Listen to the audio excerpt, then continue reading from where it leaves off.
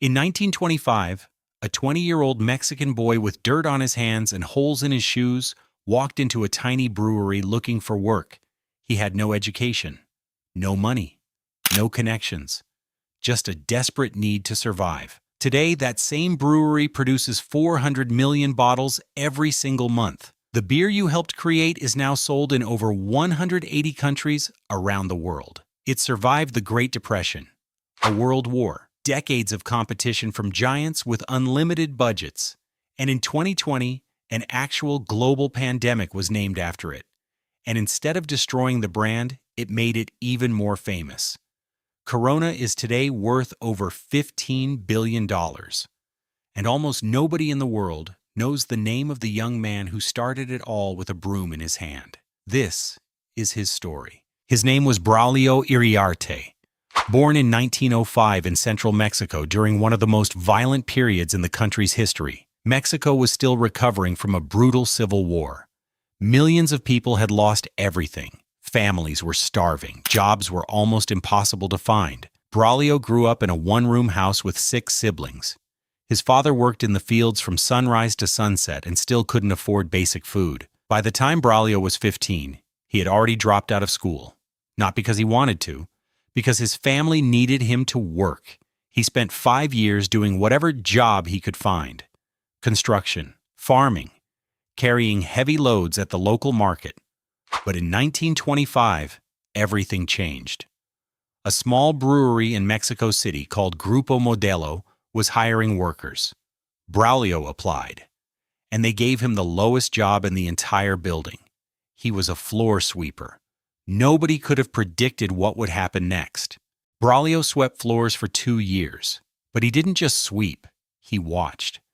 He studied every single person in that brewery, how the machines worked, how the beer was made, how the managers made decisions. He started asking questions. At first, the senior workers laughed at him. A floor sweeper wanting to learn how to brew beer? Ridiculous. But one manager noticed something different about this young man. His name was Pablo Diaz. And Pablo saw what nobody else could see. He saw hunger, not for food, but for knowledge. Pablo began teaching Braulio personally, after work hours, on weekends, for free. In 1926, Grupo Modelo officially launched a new beer. They called it Corona, named after the crown on the top of a cathedral near their original factory. But the launch was nearly a disaster. Mexico was poor. People could barely afford food. Spending money on beer felt like a luxury nobody could justify. Sales in the first year were embarrassingly low. The company almost shut down Corona completely before it ever had a chance. Braulio watched this happen and came to Pablo with an idea. A crazy idea that senior executives immediately rejected. He wanted to change the bottle. In the 1920s, every beer in Mexico came in a dark brown bottle. That was the standard. That was the rule. Dark bottles kept the beer from going bad. But Braulio had noticed something.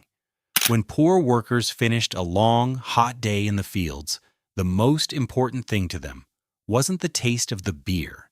It was the feeling of the beer, the cold, the refreshment, the reward. He believed that if people could actually see the beer, if they could see how cold and clear and golden it looked, they would want it more. He wanted to use a clear bottle. Every expert in the building told him it was impossible. Clear bottles would ruin the beer. The sunlight would destroy the taste. It was a stupid idea from a stupid floor sweeper who should go back to cleaning. But Pablo Diaz fought for the idea. They ran tests. They adjusted the recipe to handle the clear bottle. And in 1927, Grupo Modelo quietly released Corona in a clear glass bottle for the first time. The response was immediate. People didn't just buy Corona, they showed it off. Workers held it up. They put it on tables where people could see it. The clear bottle made the beer look premium, special, desirable.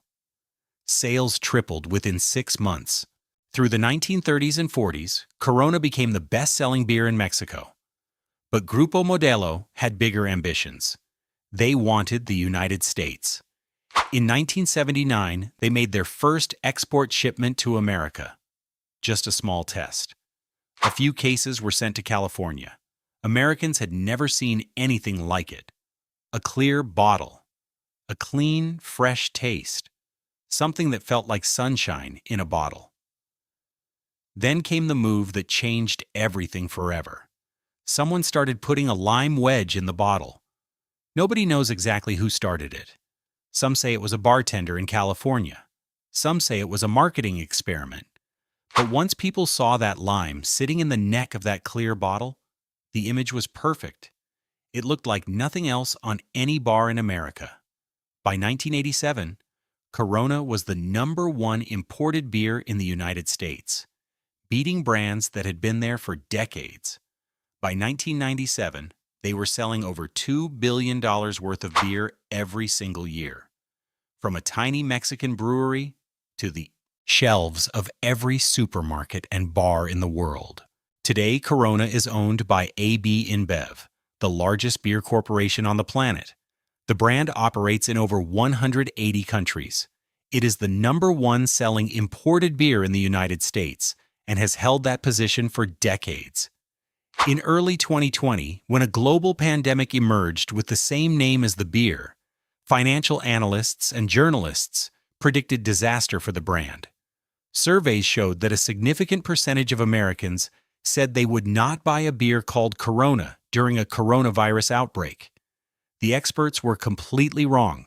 During the pandemic, Corona's sales actually increased because the name was appearing on every television screen. Every newspaper, every conversation is happening anywhere on Earth. For free, around the clock, for 2 straight years.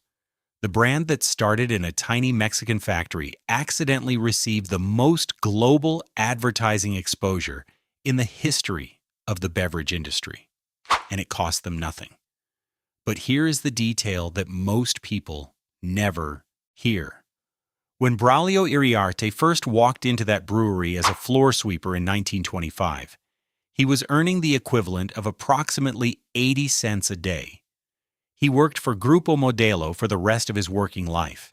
He rose through the company. He contributed ideas that shaped the brand forever. But he never owned shares. He never became wealthy from what he helped build. He lived and died as a working man. He passed away quietly in 1971, 8 years before Corona ever reached American shores, long before the lime wedge, long before the billions, before any of it. He never saw what his idea became. A poor boy who swept floors, who asked questions when everyone laughed at him, who had one simple idea that the experts said was impossible. That idea is now worth $15 billion. The lesson isn't about money. It's about this. The person sweeping your floor today might be carrying the idea that changes everything tomorrow. If you want more stories like this every week, hit subscribe, because we are just getting started.